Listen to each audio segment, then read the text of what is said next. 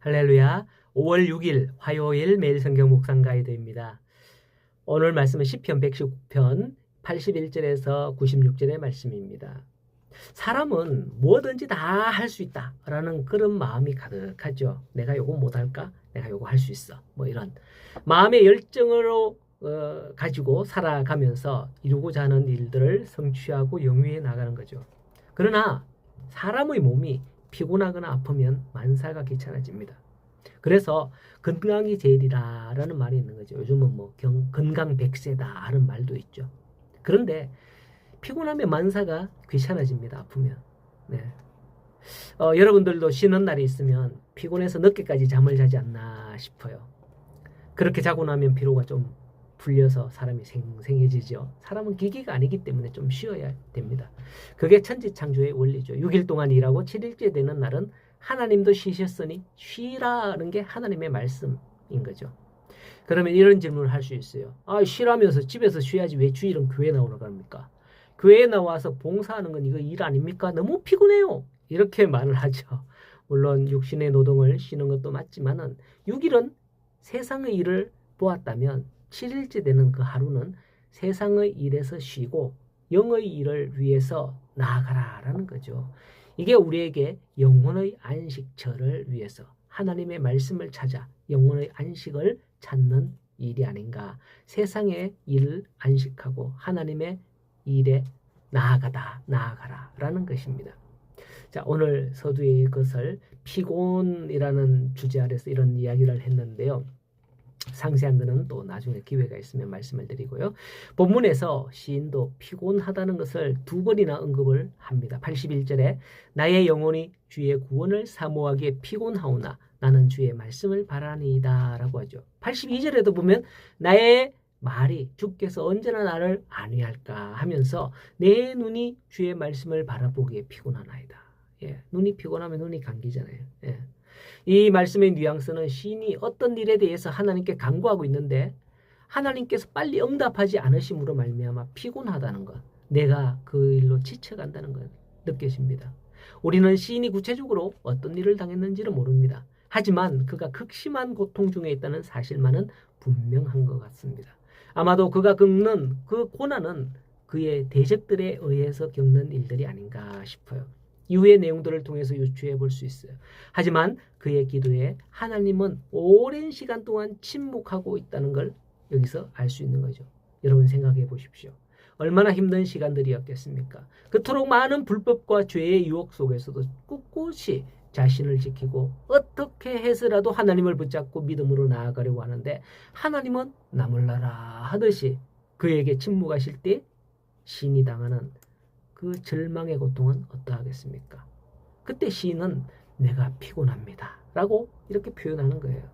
여러분, 이처럼 진실하게 하나님을 의지하는 그를 하나님이 마지막 순간까지 그냥 내버려 두셨겠어요? 그가 멸망의 자리에 떨어져도 외면하셨겠어요?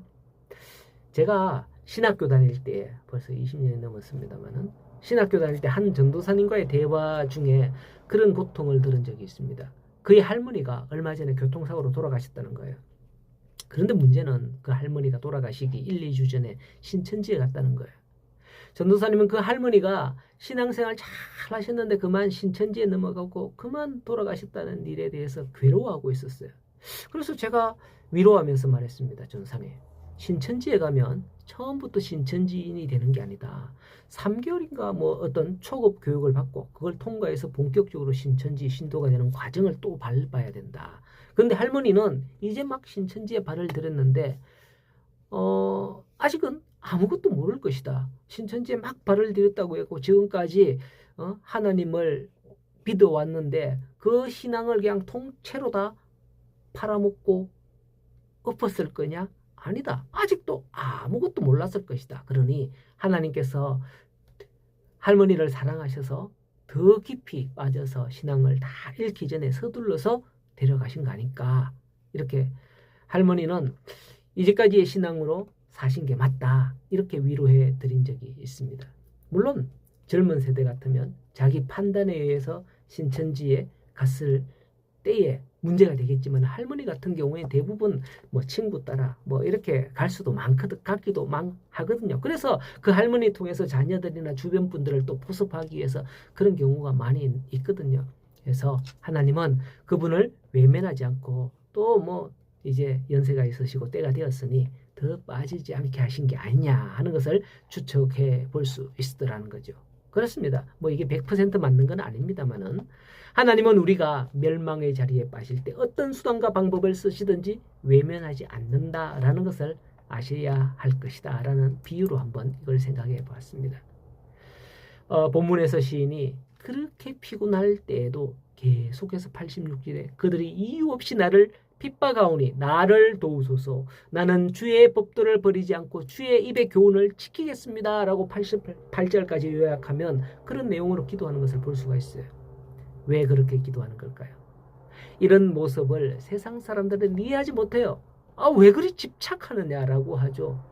그러나 시인은 89절의 여호와의 말씀은 영원히 하늘에 굳게 섰사오며 주의 성실하심은 대대에 이르나이다. 주께서 땅을 세우셨으므로 땅이 항상 있고 천지가 주의 규례대로 오늘까지 있습니다. 라고 고백하는 거예요. 세상은 다 변해도 주의 말씀은 1.1획도 변하지 않는다는 고백인 거죠. 세상 사람들은 이런 생각을 몰상식하다고 합니다. 지금이 어느 때인데 라고 하면서 시대가 변하면 법도 변한다 라고 하죠. 과연 그게 옳은 말일까요?